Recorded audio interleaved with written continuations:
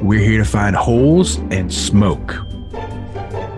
If you're hearing our voices, it means it's time for It's This Meets That, the podcast where we watch the worst movies from trailer to end credits, scene by scene, so you don't have to, but maybe you should. I'm Russ.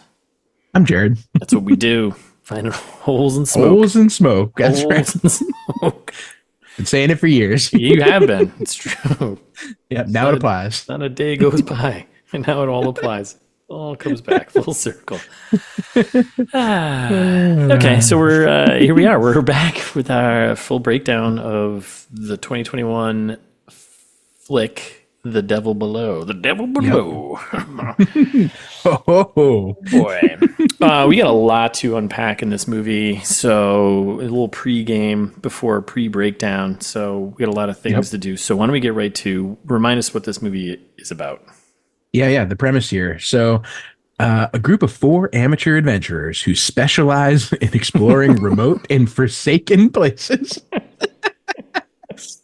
pay a visit to Shookham Hills, a town in remote Appalachian Mountains, which was abandoned decades ago due to a mysterious coal mine fire. Specialize in dying in pits, more like it. Awesome. Yeah. Also, do you know, I've heard people say Appalachian. I've heard people say that's silly. In the North, we call it Appalachian. Yeah, Appalachian Mountains. Yeah, I've heard people say the Appalachian, but I think... Yeah, probably the people who live there. But probably, but they don't know how to pronounce things. That's right. Yeah, famous illiterates. Yeah. Appalachia, get at us. Says the people from Boston who change all their R's to H's. That's right. We're coastal elites, Russ. That's right. Our corner of the universe up here. That's right. Wicked coastal elites. That's right. You can't pack your car in the Appalachian Mountains. That's right. So, okay, there's a lot there. Let's start with our prognostications. Yeah, and as predicted, I completely forgot. I just did it too. Well, we kind of did like a mashup of the sun was going to turn into kind of Creature Sun and try and come back and become... that would have been cool. Yeah, try and do like a Field of Dreams thing where he just wants to play catch with dad. Doesn't quite happen. We were right, though, that they were kind of like a body snatcher type of thing where they were like colonizing people kind of thing, right? A little, yeah. Is that what that thing was doing, was like sucking them in and like turning them into things? Oh, I don't think so. I think it was just eating him. Oh, you think it was just eating him? Oh. I think they were gathering food for the queen, kind of. I think it was a bees situation. Bees, okay. Okay, that's fair. At least that was my takeaway, but I don't know. Yeah, and I think I went on about how this like led into other pits that were prequels to other movies. Yep. Yeah, like Alone in the Dark. Yep. And this was like which no. Still could be. Still could be. That's actually, you know what? That's true. The way this ends, sequel. Yeah, the world's not ready. Call in the military and have them throw some stuff down there. Like this isn't. This isn't they don't have technology. Well, they know how to row boats apparently. Yeah, right. I guess that's true. But like, you can beat them with guns. It's as demonstrated by the guns. Yes. Yeah. Just we have many of those. Yeah. Just throw some bombs in there and call it a day. Like this isn't a hard thing to solve. So. Yeah. Like nuke it if you have to. Just the Appalachian Mountains. Yeah. All right. So we weren't totally on point there, but close enough. And I think still, we dream big. That's what we do here. Dream big. That's right. Big and small. Yeah. Yeah. Before we get into dreaming small. Okay, go for it. I was going to get into our mishap, a recent mishap. We had a recent mishap. Yep. It's been resolved by now. But right. Yeah, do you want to set the stage of what happened here? Of course. It's totally out of order because this happened, 2 episodes ago at this point. It is, but this is how we do as we things. record. Yeah. Well, we had to deal with the fallout, issue non-apologies, That's right. All right. It was a whole PR fiasco. You probably heard about a deadline and stuff like that. Oh yeah, definitely. Deadline, Deadspin, all the deads. Yep. All the dead platforms. Yep, pretty much all the ones that have been shut down. That's right. BuzzFeed. Or AI generated content. That's right. Listeners, not sure if you're familiar with episode 300. It's not like we made a huge deal about it or anything. No. Just, being kind of a big deal. Still have 2 cases of champagne here to drink, but that's right. Still have 299 bottles of champagne to drink. Kind of made a mistake of buying 300 thinking people want them, but it's slow drinking. Slow drinking. A lot of sugar, a lot of fizz. So bubbly. So anyway, our intern who manages the episode publishing, Darren, soon to be he who shall not be named, soon to be, Darren just up, y'all. He just screwed up. Asleep at the wheel, and we don't tolerate that here. So that's right. We all know we don't apologize here at ITMT. No, we just be better. That's right. And when you can't be better, like Darren, you get banished to the ITMT character void. That's right. From whence none have ever returned. Right. The well of don't be sorry, be better. That's right. That's right. It's kind of like a Phantom Zone situation. It is. They're kind of trapped forever until they're released. Yeah. But not by us. Yeah. We can get Zod, I mean Darren, out whenever we want. Right. But we won't. We won't. He's just there. Yeah, not really sure what happens in the Phantom Zone, but I think it's not great. I think you're just there with your thoughts. Woof. Yeah. So you can't even probably listen to the podcast, so Darren won't even hear this. But I think we're going to make a modification to the well of ITMT, and we're going to ITM character void. Yeah, the ITM character void, and we're just going to pump in old episodes. A special hell. Yeah, probably like our first, just the first 5 on loop. Ooh, nice, extra long. And extra incoherent. Extra incoherent. A little drunk. Perfect. Yes. Well, Darren, you earned it. Listeners, we're not sorry. No. We fixed it. We fixed it. We fixed it. And what's better than an apology is fixing it and being better going forward. That's right. That's right. So no more Darren. I'm Jared, me, the guy here who's talking. Yes. I know sometimes it's hard to tell me and Russ apart. Our sweet, sweet sounds of our voices. That's right. And if you've ever seen a picture, we look exactly the same. Like twins. Basically. Arnold Schwarzenegger style twins.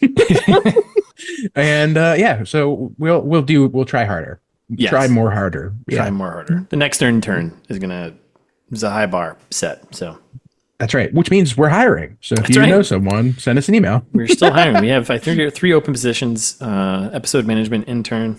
Yep. Yeah, it's a great Name job. 2 more. VP of something. I think VP of something or other. And then the other one is, I think we're actually looking for, no, I know this. I'm going to our job board right now. The job listings. Yeah. We have a research assistant. Sounds kind of boring, so we're gonna fluff that one up a bit. So yeah, perfect. Yeah, the amount of research that goes in these episodes is just so much. It's hard for us to do it by ourselves. So that's right. You wouldn't imagine the amount of work that we do for these episodes, listeners. Like minutes, it's all for you. So many minutes of time put into it. So many minutes. Like hundreds of minutes. Hundreds of minutes. They almost equal a couple hours. So. Yep. So if you know someone, let us know. Let us know. We're always, I wouldn't say hiring because that kind of makes you think you're going to get paid. In this economy? Yeah. And that makes you think you're going to get paid. More or less looking for partnership. That's right. You get paid in love? Love. Hugs? And not being banished. Well, no hugs because that's an HR problem. Yeah, no hugs. Okay. Yeah. Touchless Love. Touchless Love. My new hit single. It's going to be on the album, which is still in production. That's right. I think we're still producing that one. We got the first couple tracks down, and a Touchless Love is going to be our hit. So all right. All right, cool. So time to clear that up. That's cleared. Jeez. Let's make this less somber, Darren. Thanks, Darren, for ruining everything and forcing us to do this, but you did this. That's right. Quick info. Yeah, please. Oh, this is gonna be so much fun getting through this movie here. All right, so this was directed. Is it? Yeah. So this was directed by we don't know this person at all. I was gonna say friend, but he's not a friend at all. Bradley Parker. Bradley Parker. Good old Brad Parker. He's a visual effects guy. So a lot of visual effects. He's an AD, assistant director. He's been assistant director on some big stuff though, and visual effects on Loki. He did some work on that one. Ad Astra, cool. Visual effects set supervisor on that. Godzilla King of the Monsters. Oh, neat. Star Wars 1313 video game that got canceled. Motion caption director. Lock and Key. So on some big things in the visual effects department. Yeah, okay. Director, he's directed 2 things. Okay. Yeah. This is one of them. And Chernobyl Diaries, which came out in 2012. Wasn't that famously not good also? I'm going to guess, yeah. That's correct. Because there's 17%. Chernobyl. There's Chernobyl, which was the good one, which... Right. No, Chernobyl Diaries is not a documentary. No. It's like a... It actually looks, just looking at a picture here, I'm going to guess it's exactly the same movie as this movie. Oh, yeah. 6 tourists hire an extreme tour guide who takes them to an abandoned city. It's actually exactly the same movie. It's exactly the same thing, just in Chernobyl. Okay. So he's got a type. Okay. Yeah. Same thing. And guess what? Same actors. Jonathan Sadowski's in it. He was in this one. No kidding. Yep. So there you go.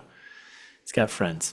So yeah. Wow. Good for you, Bradley. Yeah, Bradley doing that thing. Who wrote this thing? So I mean, really, the real blame. It's a team effort, but okay, we're all learning. We're all learning here together. Yeah. Screenwriters. We got 2 of them: Eric Scherbarth and Stefan Jaworski.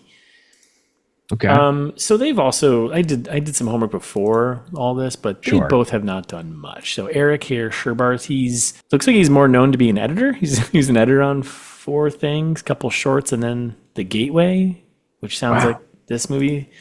It does. He was a writer on 2 things. He wrote a short and he wrote this. Oh, and Sinkhole, which also sounds like this movie. Sounds like this thing too. Yeah. So okay. And then Stefan Jaworski here. Great headshot there, Stefan. Listeners, you can't see it, but it obviously because we're not doing visuals yet. But it looks like he's got like a knowing wink, kind of, but like is also maybe a pedophile. Yeah. I'm not putting that out there. I don't think this guy's not a pedophile. Saying he is. Just saying looks kind of like what some people look. Not saying he is. Just you look at someone, you're like, there's something wrong here. I don't trust them. You know? Yeah, that smirk. That's damn smirk. It's icky. Yeah. All right. So then he's a writer. He's written a bunch of TV episodes, stuff, but nothing I recognize. Same. So that's what we're working with here for our team. Well, that makes sense. Our director and our writers. Yeah, it does. And I'll be honest here. Like, please. The music I kind of was into. It set a mood. I don't think it was like terribly shot in the beginning. I actually thought it was like, okay, this might actually be one of those movies where like, this might be just mediocre and it might be a boring episode to do, but it goes off the rails in the second half, which is fantastic for us. Yep. For everyone involved. But yeah, and I thought like, oh, it's not shot terribly. It starts out okay, sets the mood okay. The acting isn't great, but there's not a lot to say. So the music at the beginning I found genuinely upsetting. Like I was like, oh wow, I'm unsettled right now. Yeah, I was like, this is great. This is great. This is what you want. It's building some tension here. So actually, whoever did the music, we should applaud them. Yeah. We could probably find out, but we probably could, but we won't. So who's in this? So we got Alicia Sanz. She plays Adrian. I thought it was Ariana or something like that. I think I called her Ariana a lot. Oh, I'm sorry. You're right. Ariane. Typo on my part. You're right. Ariane. Okay. Ariane. Nice. Phew. Yeah, well, I still called her Ariana, but still. I added a D. Ariane. I think it's Ariane. Ariane. Adrian. Ariane. I think she's not been in a ton of stuff. I don't want to get too hung up on what everyone's been in, but yeah. I mean, we usually skim over it unless it's something cool. Yeah, I mean, most of these actors they're kind of no-namers, except for one guy. We'll get to him. Right, the guy that you said I should recognize, but I don't. Oh, yeah, I guess there's two. There's three. Okay. Wait, there's two or three? Because we'll get there. All right. So Will Patton plays Shutman there. That's the old guy. That's the dad. That's Daddy. That's Will Patton. Will Patton's the one who's like, he's been in a bunch of stuff. Like when you see him, you're like, oh, yeah, he's been in Armageddon. He was in No Way Out. He was in Silo. What? Yeah. Yellowstone, which I already said. Yeah, he's been around forever. He's just like a kind of that character actor guy who's just Halloween. Yeah. You know, so he's that guy. When you see him, you're like, okay. Kinds of stuff. And I was like, oh, he might be the best part of this. Episodes or something? 52 episodes or something? Falling Skies. Yeah, 45. Whoa, this guy's a star. Oh, yeah, he's been around forever, dude. Yeah, I totally recognize him. So he's in this, and he's literally probably in it for a total of 5 minutes, I think. I thought he was going to be in it more, but he's in the beginning, and then he just disappears, and he comes back to the end for like a minute here, a minute there, and that's it. He's not even part of the action much, other than like holding his hand up and being like, "That's it." So, like, he's the main character outside of the crew, but you're right, he's not in the movie. He's not in the movie. It's probably a little too expensive. So now the bro crew here, who's like doing this research and going on down in the pit, we got Adan Canto, who plays Darren. So Adan Canto, R.I.P. He passed away in January. Rip. Yeah, rip. Cancer. Get out of here. No one likes it. We hate cancer. We're on the record as not liking cancer. So that's aside. Now we're done with that. But Adan Canto is a Mexican-American born actor playing a British guy in this movie. So that's fun. Huh. Okay. But he's been in a bunch of was in a bunch of random things. A Cleaning Lady, which was a show on ABC, whatever, a bunch of episodes of that.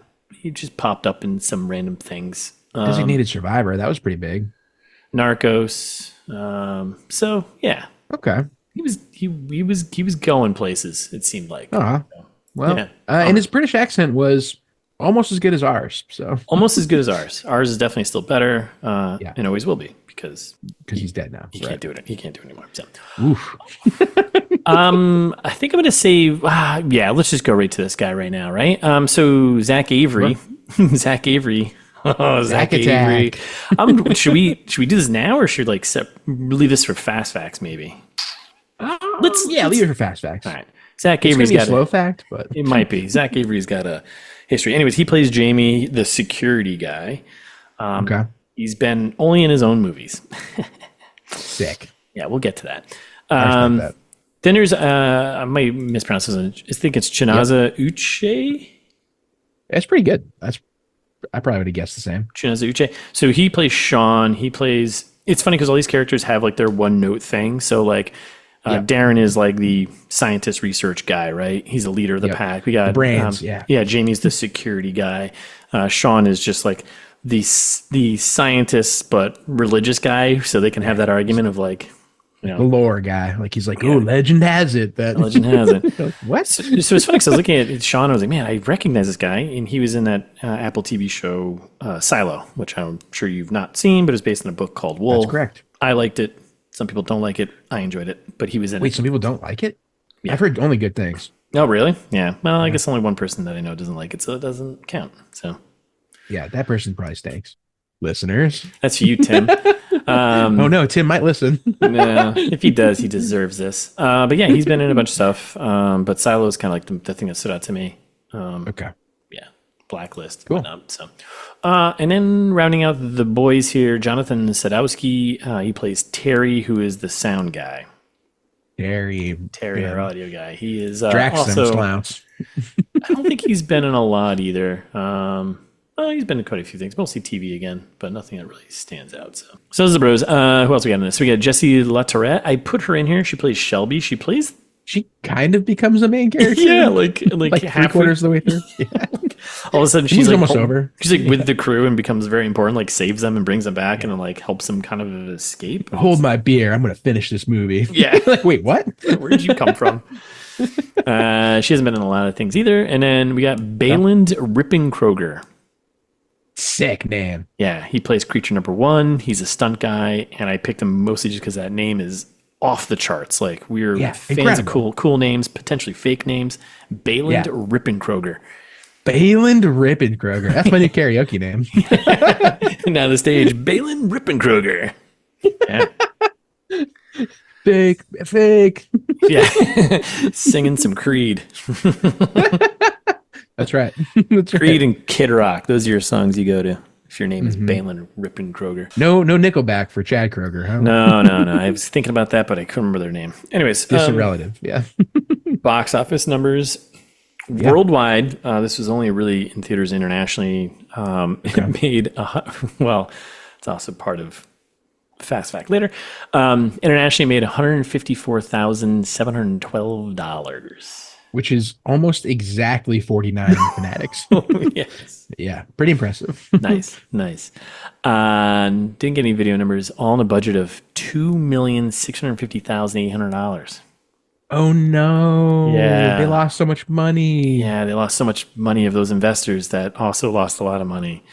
Oh no, a foreshadowed. That's an A foreshadowed, folks. So yeah, a lot of money was lost to a lot of people. Don't worry, someone paid for this. Yeah, and don't worry, mostly rich people. So yeah, mostly rich people. It doesn't really matter, but someone did pay for this crime though. That is this movie. So woof. Yeah, let's get there. Rotten Tomatoes 15 and 17%, which respectively, huh? Yeah, that all tracks. I wonder what the extra 2% from the audience came from. Like, were they like, oh, maybe the audio at the beginning really saved it? Yeah, I think a lot of people were like, oh, the first half is good, and then it turns into a shit show at the end. I'm like, yeah, that tracks. That tracks. So. Cool. So that's that. Do you want some fast facts? Back me, daddy. All right, I got a lot of fun stuff in here. So the scenes in the mine are filmed in Slade, Kentucky, and you can visit the mine and take a tour of inside the mine. Yep. There are two different touring companies, the Gorge Underground and SUP or SUP Kentucky. I looked them up. They're real. They do like Sup, kayaking Kentucky. and SUP Kentucky. They do like kayaking tours and stuff like that. So yeah. Oh, fun. That's fun. Good yak. It's funny to do a little digging on. I don't know if I'm going to be right, but I'm more right than this, I think. There are this fast fact says there are presently, this is a weird way to put this, there are presently nearly 50 coal seam fires occurring across the planet. Yeah. They add significant amounts of toxins into Earth's atmosphere, which is all true. Right on. But actually, at any given moment, there are hundreds of burning across the globe. Yeah. So, cool. If you're curious, a coal seam fire, I know you asked. Yeah. What's a coal seam fire? It's a burning of an outcrop or underground coal seam. Most coal seam fires exhibit smoldering combustion, particularly underground coal seam fires, because of limited atmospheric oxygen availability. Oh, you got to have the atmospheric oxygen. Yeah, and they date back on Earth several million years. So they are around. They can burn for a very long time, and they're constantly happening all the time across mines everywhere. That makes sense. Cool. Yeah. They slowly shape the lithosphere, which, next fast fact, the lithosphere is just a fancy scientific name for the Earth's crust. So Sure. yeah, we're getting a little science here. So yeah. Oof. Sometimes you just got to do it. Let it be known. Yeah, we turn to science. The coal seam fires are pretty interesting. They cause a lot of problems, but they're cool natural things that can do all sorts of Yeah, I knew that parts of the world are on fire all the time, literally, just because, of course they are. But I'd never really done any digging. This is kind of neat. Yeah, actually, across the world, thousands of underground coal fires are burning at any given moment. Thousands, not just 50. So whoever put that in, you're wrong. The problem is most acute in industrializing coal-rich nations such as China. Global coal fire emissions are estimated to cause 40 tons of mercury to enter the atmosphere annually and to represent 3% of the world's annual CO2 emissions. Ooh. Wow. Yikes. Cool. Yeah. There you go. Yeah, listeners, go check that out. Read about coal seam fires. It seems neat. Yeah, it is pretty neat. I don't know. I got really into it. Yeah, I clearly went down a rabbit hole on that one. So there's a moment when they first get to the mine, they open up, whatever. They discover the presence of anthracite at the mine. That's right. Anthracite now is Which also I know known is a kind of coal, but I don't know anything else. Correct. So it's a hard coal, also known as a hard coal, and black coal is a hard, compact variety of coal that has a submetallic luster. Is the highest carbon content, the fewest impurities, and the highest energy density of all types of coal, and is the highest ranking of coals. So the highest ranking of coal sounds pretty awesome. Cool. Cool coal. Which this Christmas, if you don't listen to our episodes, we will send you a bag full of anthracite. No, we won't. That's expensive, probably. Oh yeah, it is. Totally is. Well, we'll do the shitty coal. Yeah, The cheap kinds. The cheap stuff, yeah. You get a briquette from Oxford or whatever. So then they do the announcement, and then some character at the same time announces, it's probably Terry or whatever the guy, they found C15H11-0. That's what they say in the movie. Okay. And this fast fact is written a little incorrectly because they say in parentheses, which is the elemental composition, but they don't say of what. So okay. Yeah, let's correct one thing. First of all, it's C15H11O because the O stands for oxygen. So it's carbon, hydrogen, and oxygen. It's all the parts of, right? So they got that wrong in the movie. Now, what is C15H11O? I did a little homework. we're no Scientologists here, but that is the molecular formula for flavelium. Flavelium? Flavelium. Any science out there? Flavelium. Flavelium, yeah. Cool. Which, is like the basis for pigments that are responsible for the colors of many flowers. Oh, so like anthocyanins, but not anthracite. These dum-dums. Obviously, right? Jesus. Pick up a book. Yeah, right.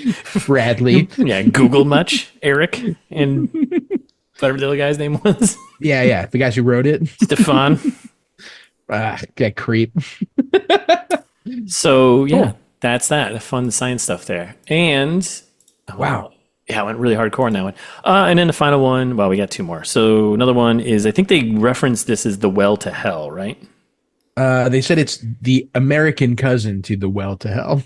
Right. So the well to hell. Or the American response. Yeah. Right. Which is an urban legend that dates back to the 1980s. That's all the trivia says, but there's a little more to it. The well to hell, also known as the Siberian Hell Sounds, is an urban legend regarding a putative borehole in the Siberian region of Russia, which was purportedly drilled so deep that it broke through into hell. Sick. Sometimes you go too far. Mean? I've heard that word. As opposed to, I know punitive. Generally regarded as such, supposed. Commonly thought or deemed, supposed, reputed. So there you go. But just say supposedly. I know, right? Stupid. Yeah, no, people are trying to be smarter. It was first attested in English as a 1989 broadcast by U.S. domestic religion-based TV broadcaster Trinity Broadcasting Network, who was basically like, look at that. We got literally a hole to hell. So... Yeah, Satanic Panic was slightly in the rear view, but not really. And the legend holds that the Soviets had drilled a hole that was 9 miles deep before breaking through to a cavity. Intrigued by this unexpected discovery, they lowered an extremely heat-tolerant microphone along with some sensory equipment into the well. Basically what this movie they were doing when they're going into the pit there. The temperature within was 1,800 degrees Fahrenheit, 1,000 degrees Celsius for everyone else in the world.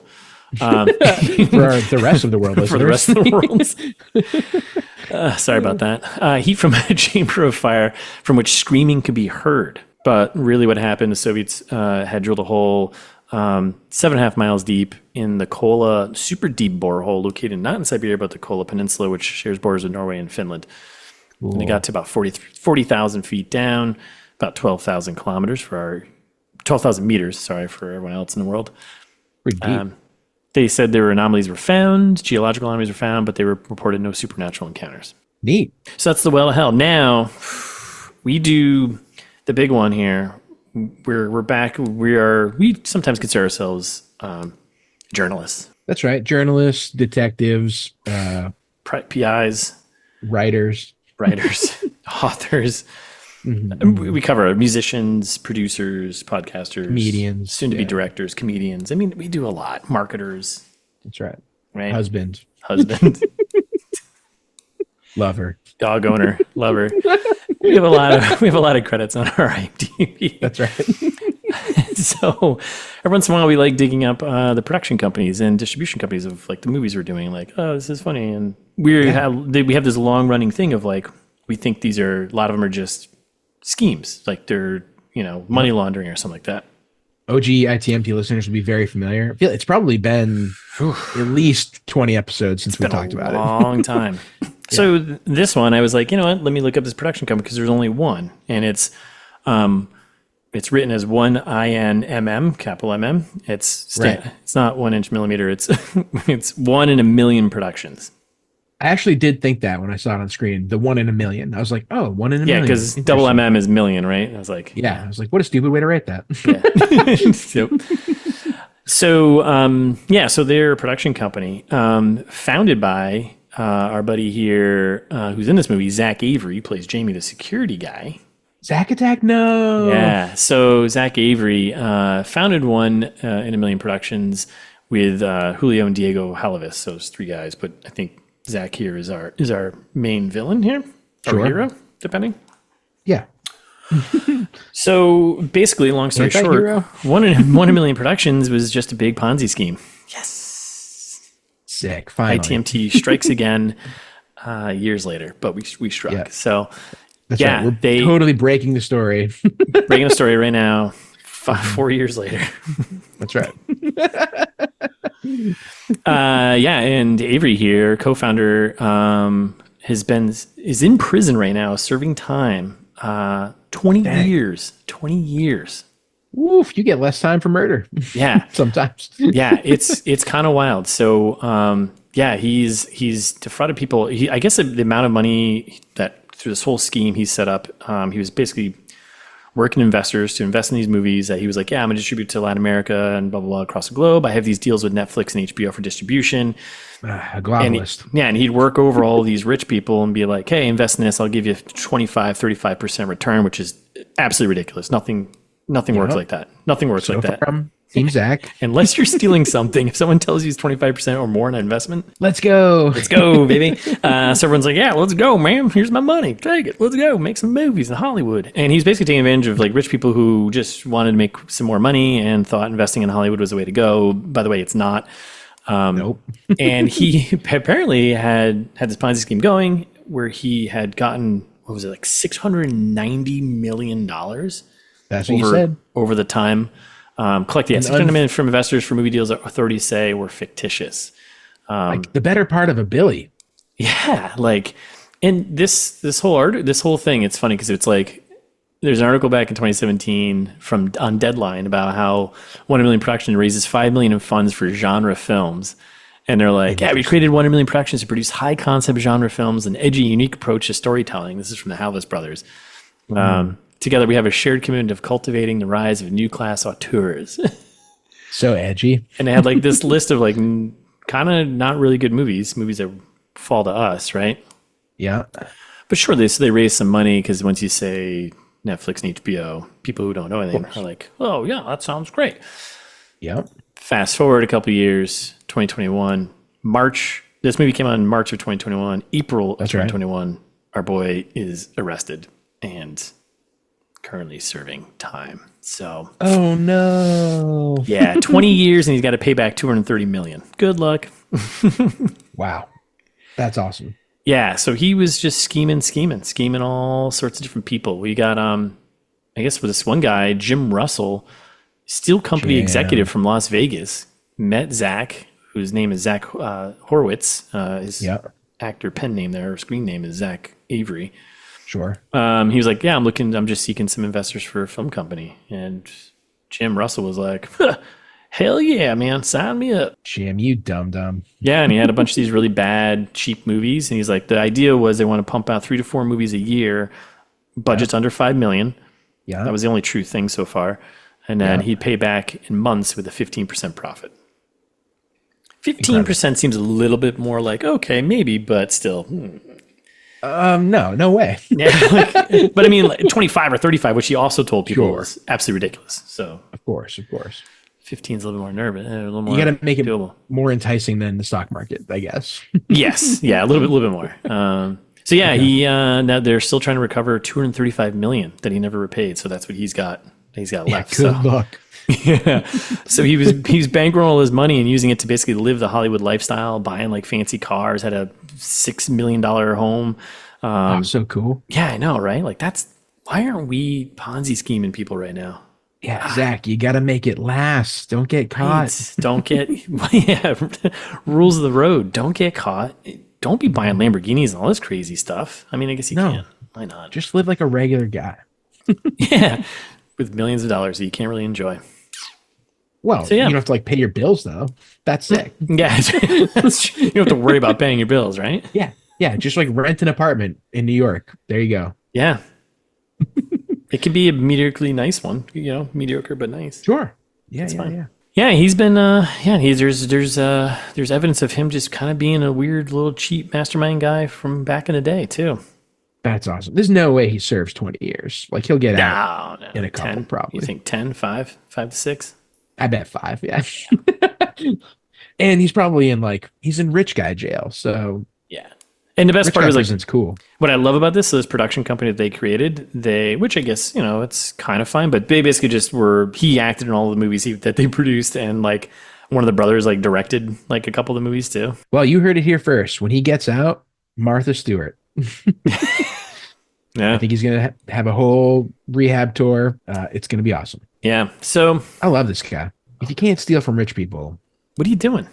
what are you doing? Right? They steal from us. That's right. This guy's Robin Hooding it. I see. He's just paying himself. he's Hollywood's Robin Hood, but just paying himself. Which you just got to do that. So Yeah. Look out for numero uno. yeah, Wow. he had all these documents, fake emails, and contracts he was sending to all these people. Ah, that's cool. Oh, dude, you know who else is cool? And by cool, I mean a bad man. Yeah. The Backstreet Boys guy. Have you seen that new documentary on Netflix? You got to check it out. What is it? It's called like Boy Band Bad, something like. I don't know what it is, but Yeah. but it's about boy bands, and it's about apparently this one guy, this multimillionaire guy, was behind both Backstreet Boys and NSYNC, because he was like the Backstreet Boys came first. Yes. I didn't know any of that. Oh yeah, I remember this guy. Like, yep. oh yeah, like we got to, if there's gonna be Coke, there's gonna be a Pepsi. Why don't we just make both? Yep. And you're like, Yeah, that's so smart. Right? And he made a gazillion dollars until he went to prison forever. Yeah. I remember that guy. I know that story. Yeah. Yeah, so there's a whole documentary now on Netflix about it. It's pretty fascinating. But anyway, it's stealing, like when you're committing to like doing really good forgeries of stuff, like this guy just invented banks. He's like, oh yeah, like the German savings bank. Oh, of course, German savings bank.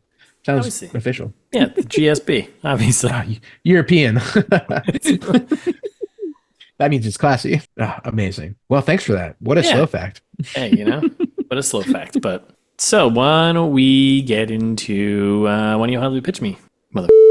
I thought you'd never ask. So this movie is clearly The Age of Adeline meets The Time Machine.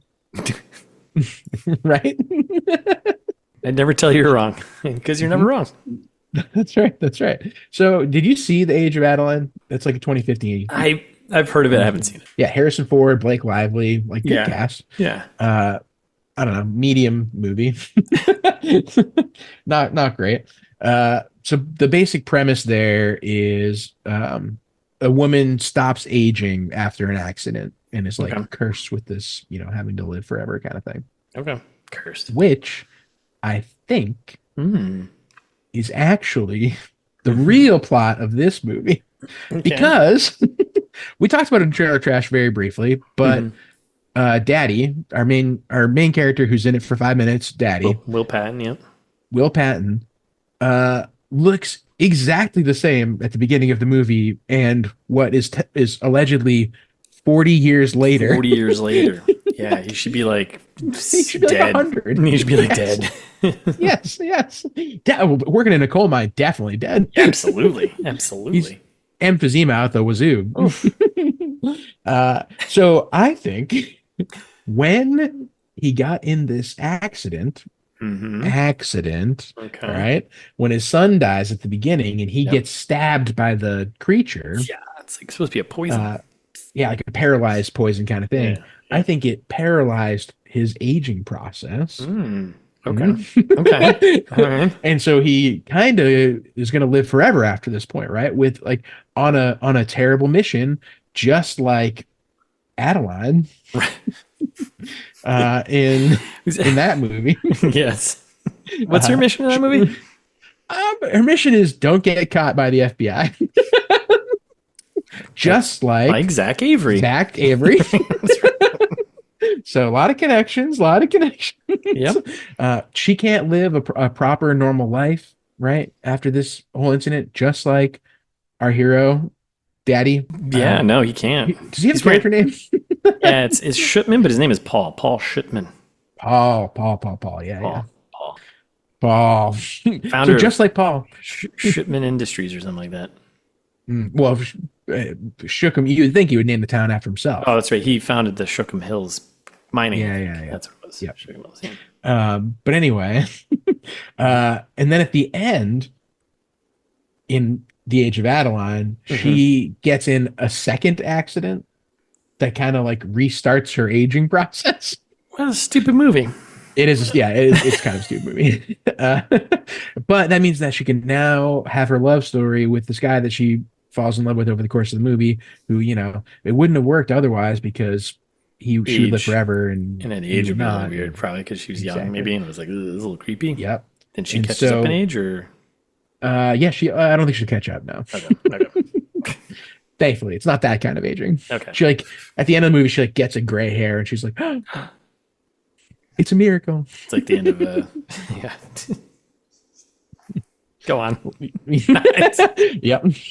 So I think at the end of our movie, the unspoken thing that happens is this whole incident has, I think, jump-started his aging, and he's going to pass on his leadership of this stupid project and the anti-aging to Ariane. Ariane. Yeah, Ariane. Yeah, whatever her name is. Okay. And I think that's how that transitions, right? Okay, so you're doing like a wishful thinking reprognostication adjustment. Yeah, exactly. Okay. Exactly. Or the real, like, that actually happened, and maybe they just didn't spell it out. They didn't spell it. Maybe it's in like the lore. There's a scene that was cut. It was a scene exactly, that was cut. because we see that he has not aged in 40 years. That's visible. Yeah, it's right in front of us. I don't care how much mud you put on his face. He's the same age. So he looks exactly the same. Just got a goofy hat on now. That's all. Exactly. So meets the time machine. Now I'm talking about 2002 Time Machine here. Is that with the guy Pierce? Yes. A good year for Time Machine. Yes. And oh yeah, Jeremy Irons. I forgot he was in it. Yeah, he plays like the king of the king of the Morlocks. That's right. Morlocks. That's it. Morlocks. So the obvious biggest connection here are the Morlocks, obviously, because the characters, the villain, like the devil, whatever monsters in this movie, kind of look like Morlocks. They definitely do. I mean, down to like the rubber suit and all. Like, yes, that's just a guy in a rubber suit. Yep. And they have like a weird leader, king, queen character, which in the Time Machine book is not a thing. No. But in the 2002 terrible movie, it is a thing. Oh God, I don't remember that. Yep, it's Jeremy Irons. We were just talking about him. He's like the he's like the king of the Morlocks or whatever. Yeah. Okay, I see what you mean. Sorry, I'm thinking of like a queen, as if like she's making them, but that's not right. Well, yeah, that sure. There's a couple of differences, but it's basically the same movie otherwise. Yeah, definitely, absolutely. You know, and like at the beginning, it's got a untimely murder. Yep. Right in the beginning of the Time Machine, it's a mugger that Mr.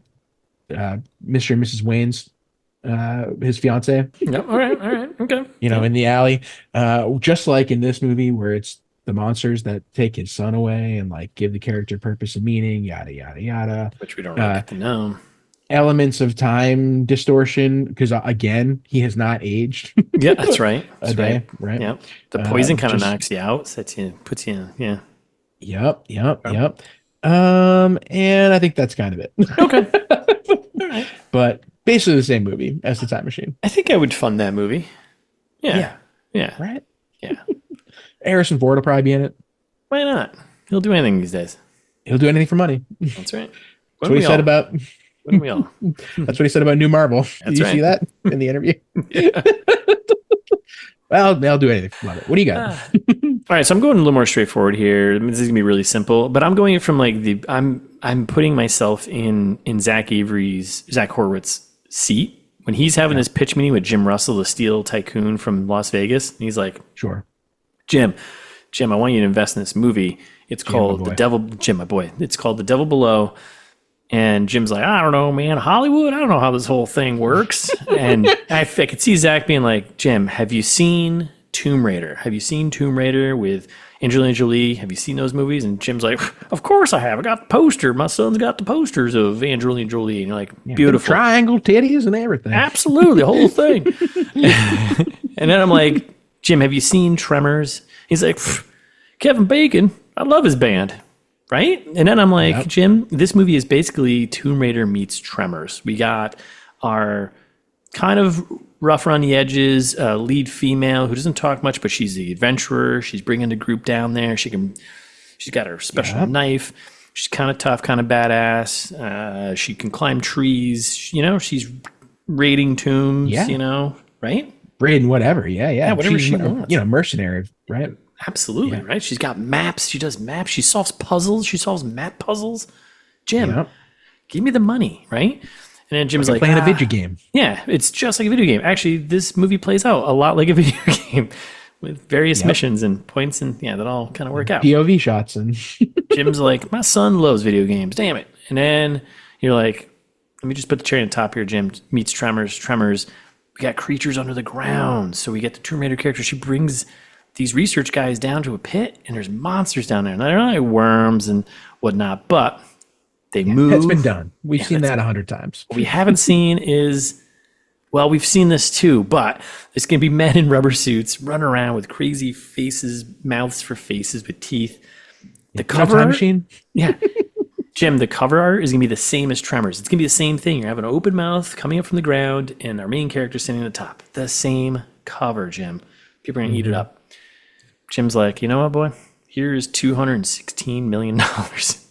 Ooh! I want to see this movie. And I think that's it. Oh, the other thing too, Jim, if I may call you Jim, Tremors, those creatures were attracted by seismic activity. We're going to mix that up a little bit. This one, it's going to be sound. No other movie. Wait, Quiet Place did that before this. Well, damned if I do. Quiet Place was a big hit. All right, boy, you have whatever money you need. There we go. There you go. And that's it. That's the pitch. You got Jim from The Office in this one? No. No. Well, we got Will Patton. Oh, he's like, Will Patton. I love Will Patton. I was that. He's on that Yellowstone show I love. There you go. Right. That's it. Tomb Raider meets Tremors. Done. Jim's signing up. Jim sent us tens of millions of dollars to make this movie. Just for talking about the movie. Just for talking about it. And Jim would be like, hey, we're going to do it for under $5 million. We did it for 2.3. Yeah. And Jim, if you're out there listening, Russ and I, we do it for less than half of the last one that you did. Yeah. Yes. Yeah, 1 million. Well, we always start negotiations at $500,000, right? That's right. That's right. So we're going to start at 500,000, Jim. Reach out to us. Yeah, but we'll settle for $1 million. Yeah. I can tell you right now, there is no return right now, but there could be. We start negotiations at the bottom and only go up. That's right. It's the old ITMT reverse. So that's right. 500,000. You say 499. We say 600,000. That's right. It's called climbing a ladder, Jim. Oy. Okay. So there you go. That's it. That's my pitch. Wow. Good pitch. Thanks. Great work, team. Thanks. Yeah. I think we all did very well right now. I think we're doing well. I think, right? I think so. Yeah. Except on time. Yeah. Except on time. But the listeners love it. We're giving you a lot of lore. This is a lore-heavy episode. ITMT lore. I'll chop up a lot of this. Don't worry about it. Yeah, chopped and screwed. It'll be a whole thing. Are you ready to get into this? Let's do this, right? Yeah, let's talk about that. All right, let's talk about this. So we get right into vertical entertainment. Our big distribution, not HBO, not Netflix. Vertical entertainment. And then we get our 1 in a million productions. Money laundering operation. Love to see it. And we get the cameras panning up a pit. At first, I thought we were doing an overhead shot, but it was actually going up a pit. It's very dark, hard to see, hard to tell. And the music, like, how would you describe it? Because it's like off time a bunch. Sounds like the opening to like a Tool song or something. It's very like. Yeah, it's like some heavy bass, but it's also like random clicks and things. Yeah, very atmospheric and very like jarring. And I thought it was great. Actually, I thought the music was the best part of this whole movie. Thought it was good. I was like, this might be good. No, I was like upset, like in my chair. I was like, oh, Oh, Yeah, it was doing like oh, the visceral. he was doing like one like drum hit, and then would like wait an off time and do another one, and like kind of like the Yeah. tick, tick, tick, tick, like type of like Yeah. I thought it was great. But good. Yeah. And then we cut to the top and just explosions blowing up on the surface, and they're Yep. cracking Cool. that mine, right? Yep. And we get a And lot of mining stuff, like machinery lifting rocks. skook 'em. Like, You wanted to skook 'em. Skook 'em? that's right. Right. Skook 'em. Skook 'em. Skook 'em and chook 'em. Yeah, and then basically the shots from the trailer, overhead shot. We get Skookum, heavy machinery going on, miners leaving the mine, all from the trailer. Dad and son leaving the pit, and then they have a little extended conversation and like talking about some guy who's like, I gotta let him go. He's a danger to all of us. And the son's like, let me go talk to him. He's a good kid. Blah, blah, blah. He's a good kid, Pa.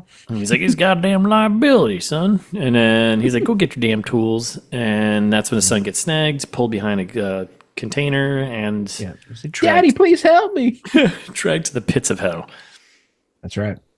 And then Daddy goes over and tries to wrestle for him. It's all from the trailer, except a little bit longer. He gets whacked in the side of the head by one of these monster things. You don't see a lot. It's like kind of chaotic and like close-ups of everyone's faces, and there's like a fog, and it's weird. And then he gets stabbed. Gets like scorpion stab. Like right in the shoulder there, and he's getting a little foggier because it's a Pretty poison. cool.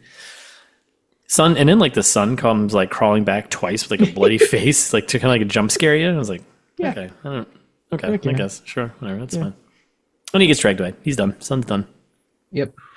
And then 40 years later, 40, but they don't say it. They don't say it. But 40 years later, we cut to Ariane here. She's going through newspaper clippings, all from the trailer. Oh my God, it takes so long. Like, Yeah. everything in this movie is so dragged out and there's so little dialogue. I hate it. Yeah, it's a little drawn out, but and it's just going through the newspaper clippings. There's environmental disaster, there's fires, yada yada yada, and she's like skimming through all these old articles and photos of like the crew that was there while they're doing the credits, and then 33 known dead and a bunch more missing, and Yep.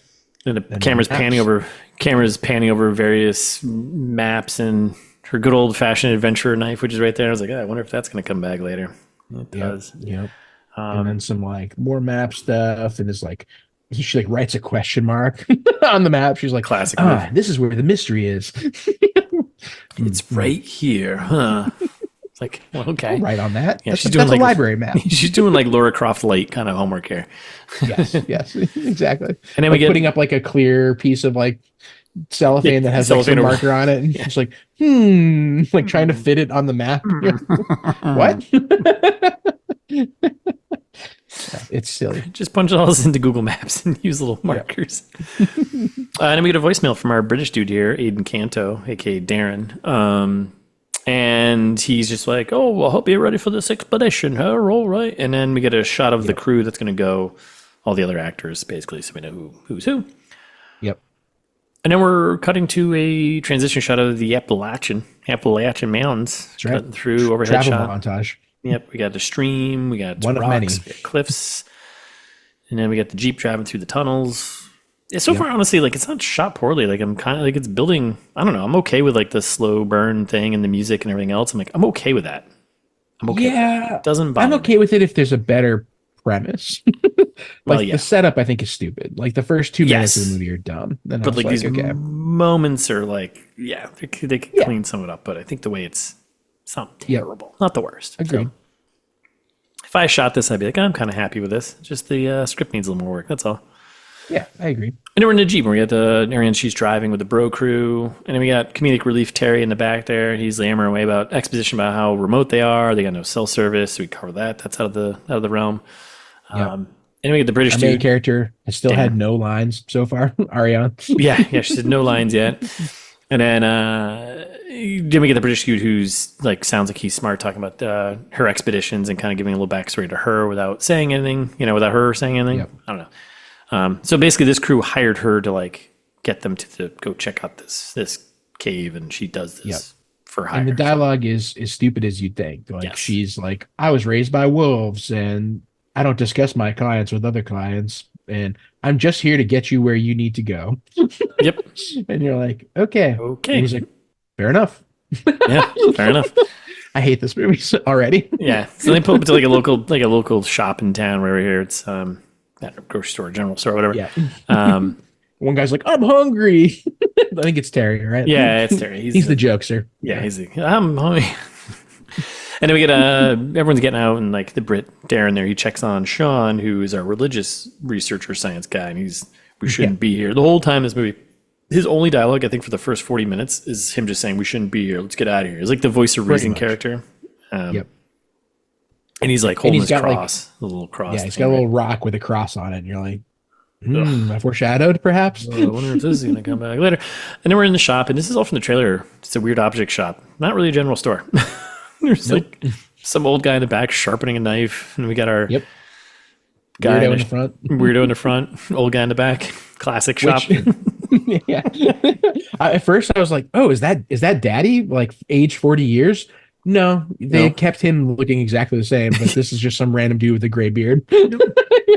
That would have been a good way to show Daddy at age 40 years, but nope, let's not do that. There's a lot of stuffed animals around. Not stuffed animals. What do they call that? No, stuffed animals. I think is the correct term. Yeah. Taxidermy. Yeah. Yeah. Thank you. Not like little teddy bears. They're like. Yeah. No, they're stuffed animals.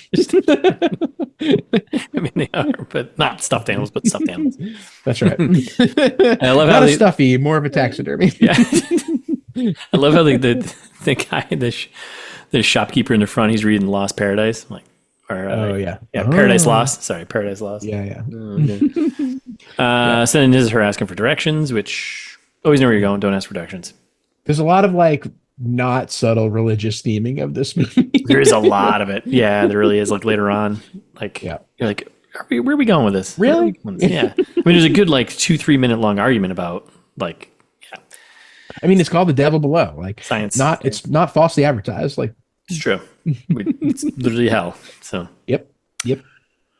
A bunch of exposition about how the town was wiped from the face. Or basically her telling this guy, like, oh, so you've never heard of Shookham Hills? And then she goes on, like, the town that was just wiped from the face of the earth and da-da-da-da-da-da. And he's like, nope, never heard of it. Nope. It's like, he's like, why don't you go back to the highway, go back to your city? How about you go on get back to your city? That's right. And she's like, great, thanks. Like, I hate the dialogue, and like people are like, "Oh, the first half of the movie's not bad." Hard disagree. The first half of the movie is just as awful as the rest. The dialogue is terrible.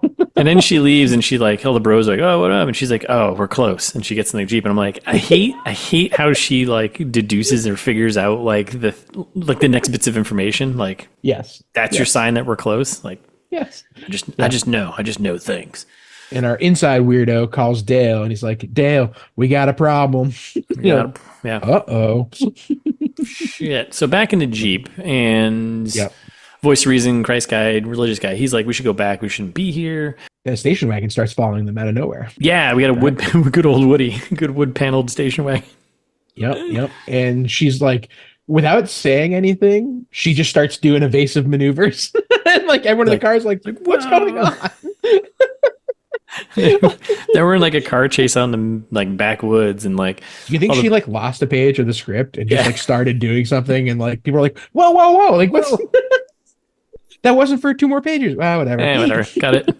Roll with it. And then like the guy in the back, he's like, slow down, this is crazy. And Darren's like, don't worry about it, she's cool with this. And then they lose the Woody, and then the Woody and then they pull over, and then like the Woody drives by. And she's like, well, but so no, before that, the station wagon like kind of stops behind them in the rear view. And you're like, right. Why? Right. This is so stupid. So they like keep going. And then she pulls off a little side street, and then the station wagon goes by. And you're like, why did any of this happen the way that it did? Yeah. And I love, again, this is her like figuring out where they are. And she's like, I was waiting for them to stop at a specific spot. And like, they needed us to go past that spot. So the spot where he slowed down is where we need to go. What? Why would you think that? Lady Croft here. So she's like, she drives back. She's like, look for like an off road or like some covered up road or like a dirt path or something like that. And of course, should be close. Yeah. Because it's a movie. Sure does work. And they find one. Oh, up there to the right where that danger warning is. Yes. The sign that says warning, danger signs. Remember, always read the signs. Always read the signs. That's right. And he gets to a locked gate, and Brit guy's like, oh, all can touch this. And he goes to touch it. He's like, oh, hold on, don't touch that. She's like, it's electrified. Yeah. And one guy's like, why would they put an electric fence in the middle of nowhere?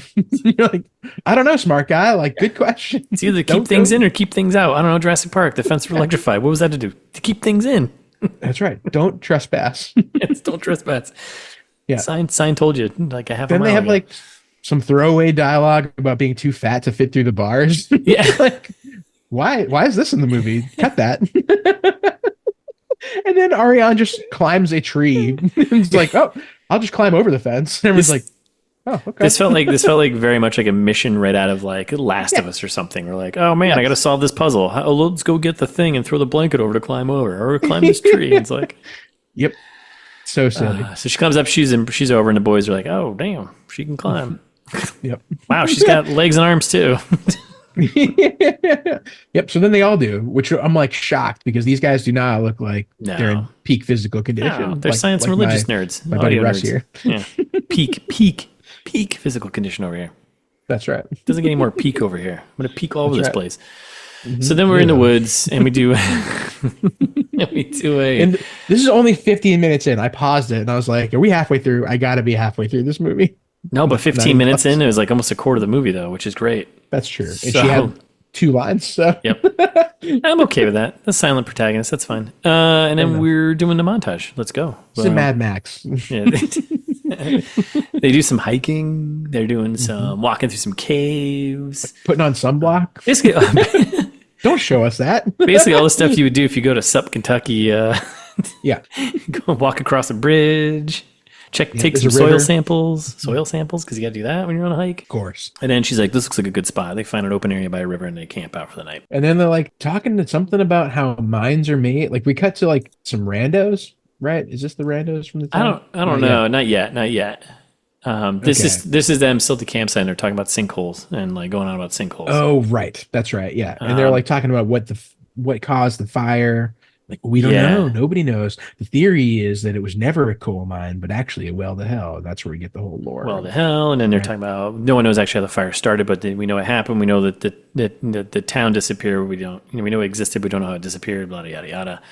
Yeah. And then the voice of reason guy is like, well, yeah, if there even was a town, And then they go on about some other mine. He goes on like some little story about some other mine, some other town, some other country. And like, some say it's the screams of the damned. And you're like, who says that? Then he leads into like some conspiracy theory about how the government like started this thing or went in and like blew it up or something, like looking for their own hell hole or something.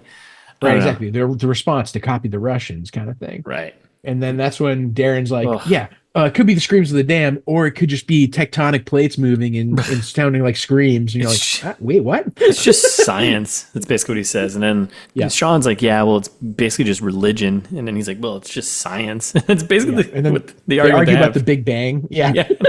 Like, and maybe God is the one who set off the Big Bang that created the universe. And it's like, well, no, that's what? It's, right? And it goes on for like a good 2-3 minutes, but it sounds like one of those conversations you'd have at Thanksgiving with like an uncle. You're like, I don't want to have this conversation with you right now. You're both wasted. Yeah, you're both wasted. No, man. What if God was the Big Banger after all? What if he's just banging all of us all the time? That's right. What if he just like bang the universe into existence? Bang the science right into us. That's what I'm trying to tell you. And then the other character's like, Mom and Dad are fighting again. Like, what? Alrighty. And Darren's like, all right, everyone, settle down. We're here to find holes in smoke. Like, what? What's happening? If I was part of this crib, like, what are we looking for? Are you what? What is this? Who wrote the script? Script check? Yeah. And then we're at the gate. We're back at the gate, nighttime, and we got the locals that are checking out the randos. Yeah, this is like Dale or Shelby and the other guy who dies. The other guy? Yeah, I don't know. His name is Well, Dale dies too. They all die. Yeah, they all die. Yeah, and they're like, oh man, electric fence, the cable's been torn apart. I mean, from like the inside, like pulled apart. Like, so much exposition. Yeah. What's the voltage on that? Apparently not enough. It's just a car. It's a car battery. It's literally a car battery with like jumper cables on it. You use the same ones, electrify the fence that's to the gate to hell. Like, which is also like, why? Like, if this has been 40 years, something's been working for 40 years. Like, why all of a sudden? I hate this. I hate it so much. Yeah. So now I'm confused though, because like they They're at the gate that they came to at the beginning. Which so they didn't disable the electric fence. No. And the things aren't out climbed yet. over it. And the things haven't escaped yet, right? That's right. Okay. No, the movie's stupid. Okay. I was like, who pulled this apart then? That's right. Okay. Because there was no Maybe the tree? They didn't yeah, because like the way they make it sound like something did it. Some creature did it because the way they pull it apart. So it wasn't like Ariane went back and like, anyways, whatever. But it seems like they're the ones who let out the creatures because then they also get blamed for that later. So which they did because they opened up the gate. They did. But right. Okay. Anyway, so we're back in the woods. There was that little tiny hole in one. Remember the tongue hole that's going to come back in a minute? Oh yeah. Yeah. For some reason. I don't even know where that is. I'm not even sure where that is. That part's stupid too. All right, we'll get to it in a second. We'll get to it. Literally in a second. So we're out in the woods here, and I think it's Dale. I think it's Dale. It's Kane. This is Kane. Kane. So he's a local schmuck. He's like checking things out by himself. Never do that in the woods. It's not looking good. He's got walkie-talkie. He's not really by himself, That's true. You got your friends to the radio waves. And he checks a gate on the ground. So now there's, I guess, another entranceway. Some vent kind of like great cover thing. Yeah. He's like, I hear and you, he's devil. He's like yelling into it. I hear you, devil. I hear you, devil. Don't scream at the monsters. Don't do that. Like, don't tease a zombie, right? It's just not nice. Like, it's just it's gonna end badly for you. And we had a jump scare. We had a stick break in the woods, and he's like, "Whoa!" And he turns around with his gun. He's like, "What's out there?" Right? Yep. And then he's tense, and he looks back down the pit, and he puts his ear to the hole. Like, don't put your ear to the hole, man. Like, don't put your ear in a hole. No, never. Never do that. Just don't do that. And because sure enough, he gets kapowed, stabbed right through the skull. Shooping. Yeah, which now I guess it wasn't a tongue. It was probably one of the stabber scorpion tail things. Yeah, because they got like, one of their arms is like a claw thing with a poison. Yeah. So, but like the quality of everything, listeners. So like the CGI in this movie, is not good ever. No, there's a couple of times where I'm like, okay, not bad for a $2 million budget, but this is not one of those times. And like, it looks horrible when he gets stabbed through the head. Yeah. And later they just give up. Like towards the end of the movie, we'll get there. It's literally men in rubber completely suits. Give up. And it's just, And then they're making the camera blurry. And I was like, they just make it blurry. Yeah, make it blurry. And like, it's just people in rubber suits, which, hey, you're working on a budget. That works, but totally. But $2 million is a lot of money. Yeah, it's tough too, I mean, anyways, like, we could do this. Yeah, absolutely. Yeah. Doing it right now. Anyway. So then we're back at the campsite, and we got I think our boy here, Zach Avery, the security guy, Jamie. He's like playing with Ariane's knife, whatever. It was the knife, okay? Because she was like, "Don't touch my," and I was like, I couldn't hear what she said. Yeah, she's like, "Don't touch me." This was like such a stupid exchange because she's like, "Hey, whoa, that's my knife. What are you doing, bro?" And he's like, "I don't like anyone touch my knife." And he's like, "I get it. I don't like people touching my PlayStation." I'm like, "Well, then." Yeah. Then you understand you don't like people touching your shit. Then why are you touching something that's not yours? And also, a knife is not a PlayStation. That's right. That's also true. A silly analogy. Yeah, and you ruined your own argument. Yeah, was this Terry? Is that Terry that picks up the knife? No, it's Jamie. They're all the same. Terry's the audio guy. Jamie's the security guy. Darren's the Brit, and Sean is the religious guy. Right. So then Jamie goes over to Darren, and he's like, "Where'd you even find this girl? Like, she seems crazy. Like, what's she doing? Yelling at me about a knife and stuff." And he's like, "Well, I met her. We did a dig in Tanzania together, and like, she's been roaming the globe ever since." You're like, "Wait, what?" Yeah, exposition about how badass she is. Yeah. It's like, and then the guy's like, "Well, she must not want to go home." And you're like, "Oh, I wonder if that's a foreshadowed." That's gonna come back later. Yeah. And then we're back at the gate night, and then Dad shows up. Will Patton here. He shows up, and he's like looking a little weary, looking a little. Did you tell him? Didn't need to. His 1920s aviator cap. He looks like Bruce Willis in Unbreakable. Just like wearing a rain jacket around, and you're like, why? But he's actually broken.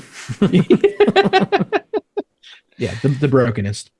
And he's like asking about the kids, like, what about the damn kids? And like, we scared them good. And he's like, I want them gone. I'll make sure whatever it takes. I just want to make sure they're gone. Yeah. And he's like smokes a cigarette in their face. And it's just really weird. It's like this like long pause moment of like the camera jumping from each character, and he's sitting there smoking a cigarette and like blowing in their faces. And Shelby, she's just like, are we done? Can we and scene. what the fuck? Can we wrap this up? Mm-hmm. All right. So then we're back at the campsite, right? Yep. And the British guy's like, Darren, he's like, oh, like, Ariane, why don't you come do science with us on the thing? And she's like, no, I just got you here. That's my job. That's my job. By the way, where'd you scoop up that group of super hombres out there? That's an actual line from the movie. And he's like, well, let me tell you about everyone. I've got Jamie, the muscle. I've got Terry, the laughs guy. I mean, sound guy. Sound guy. And I've got Sean, the scientist / guy who believes in God. Like, okay, well, thanks. I like to be prepared for anything. Thanks for one-noting all of our characters here. And yeah. And he's like, we'll probably find anthracite. That burns real good. So that's what we're really here for, to prevent future natural disasters. Because coal and like there's like 1,000 people that were here one time and now they're not. So something else. And I'm going to discover that too. It's exactly as incoherent as I'm making it. Is exactly how this conversation goes. And he's like, got to take my vitamins. His alarm goes off. Like, I wonder if this is another foreshadowed. Another A foreshadowed. And then she quotes Yoda at him. Because he's like, I want the truth. And she's like, yeah, she's like, what do you want? He's like, or something like, what are you looking for? And she's like, only what you take with you. And he's like, Nietzsche? She's like, no, you moron, Yoda. And then they're like, good night. I hate this movie so much. It's funny because now we're talking about it out loud. Yeah, I mean it's bad, but it's yeah. Yes. Like the premise is not that dumb. Like it's been done before. Yeah, we've seen it a million times, but like getting there though, getting there is really painful. Yes, it's really painful. Like how do these actors say this with a straight face? That like kudos. No clue. Yeah, good acting on you. Yeah. No, Yoda. Yeah. Oh my god. So then we're back in the woods during the day and we're doing a little hike, right? And they come across a cool cave, right? And then they start coming across like they're still in the woods and they start coming across like these speakers, the alarms on the poles, and the woods are like, what is this? It's like the 10th one we've seen before. Must be a warning system for gas leaks. And then some guy's like, I don't know, they look pretty new. And then one guy's like, what is this thing? And our audio guy's like, those are soundproof panels. Like, okay. That looks pretty new too. Like there's like one guy in the background just kind of like putting it all together. Yeah. You're like, huh. Yeah, all these speakers, all this soundproofing. This is actually where we record our episodes out in the woods. That's right. And then they come across like a cabin and a campfire type spot. And then all of a sudden the Woody speeds up and they're like, whoa, and they take cover and like then the Woody speeds off again. Yeah. There is like some talk about measuring BTUs for some reason, which you're like, what? And I love how one guy's like, oh man, that's a car from yesterday. It was chasing us yesterday. It's like, in just in case the audience didn't remember like 5 minutes ago, like it's the same car. The only car that they've seen basically other than the van Jeep thing that they're driving. So we keep walking, we keep hiking, we keep moving. We find some more steam or smoke, kind of unclear. Probably smoke, I guess. Because they're looking for holes in smoke, so they found smoke, so that's good. And then they come across something, and Sean's like, "Whoa, guys, you got to check this out." Yeah, and like they're like, you can literally feel the heat from the fires. Another piece of actual dialogue from the movie. Yep. You can literally feel the heat from the fire. Yeah, you're standing next to fire. Don't say this. Well, it's a little hot, isn't it? Yeah, Rick, it's a flamethrower. It's like this. Another speakerphone. Yep, and then they found the village, the town, which has like suspiciously nice grass, like well manicured lawns. Yeah.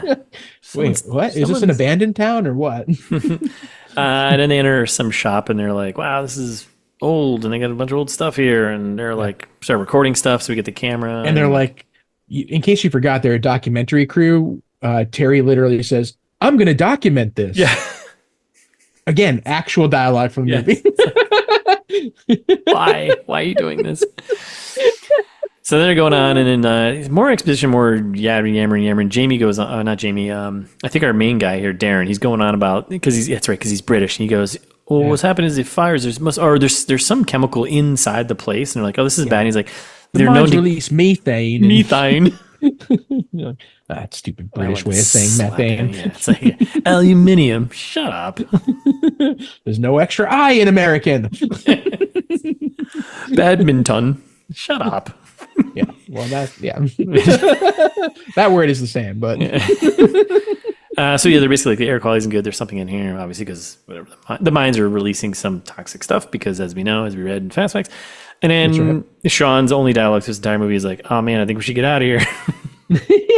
Like enough, dude. We're obviously not getting out of here. So, yep. And then they're all like, "Oh, look over there!" Arian opens the back door, and they're like, "What?" And they've like unlocked the next undiscovered area of the video game, and it's they look in, they see the giant. Like Jurassic Park theme plays. They find the quarry, the mine hole, the mine pit, the entrance, the town, the rest of the town. So speaking of holes, we've dug ourselves into one now, but we are too deep to continue to going through to the other side. Mm-hmm. Part two is at the bottom of this hole, and we're going to keep digging until we hit it. Yep, the Thursday hole. Yeah. That's right. On Thursday, we'll get there. So thanks for listening. Saturday, if Darren was in charge. Damn it. Darren.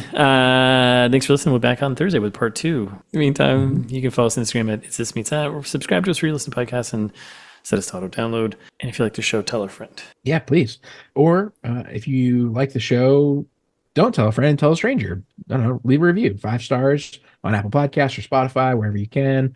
Maybe a comment, leave us some sweet nothings. Or if you want to write a long love letter to me and Russ, hey, do it. Who are we to stop you? Right? Send us an email. Spread the love. At gmail.com. Or you don't want to do any of those things? Fine. Go to the website. Because you know what's at the website? Ads. I mean. Yep. An ad or two. Yeah. I mean, you click on them. It's fine. If you mistakenly click on one, whatever, right? That's right. We established in the last episode that we are professional podcasters. So that's right. We've made money. But also merch. Speaking of money, you can buy a shirt or a tapestry. Tote bag, tapestries. Yep, a tote bag. Yeah, whatever you want, except for mouse pads. We don't have those. And the other thing you said that we had, but we don't have. Right. Thongs, whatever else you can imagine. Yeah, well, maybe someday. Most things you can imagine we don't have, but the stuff on the website we do have. So. Right. Sweatshirt, mostly sweatshirts and t-shirts. Yeah, that's it. It's pretty much mugs.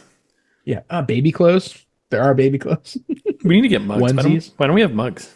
We should have mugs. You're right. So we can drink our water out of. Our Kool-Aid. As I do air quotes. Our Kool-Aid. Yeah. Smart. Smart thinking. But you can find that plus 300 and beyond episodes at this point. Probably some information about Russ's book Hosts, which you can buy wherever you buy books. Somewhere. I mean, I always say that, but that's also not on the website. It's more just like a clever ploy to get you to go look up Russ Capasso Host, a book that you can buy wherever you buy books. Right. And all kinds of other shit. It's thismeetsthat.com.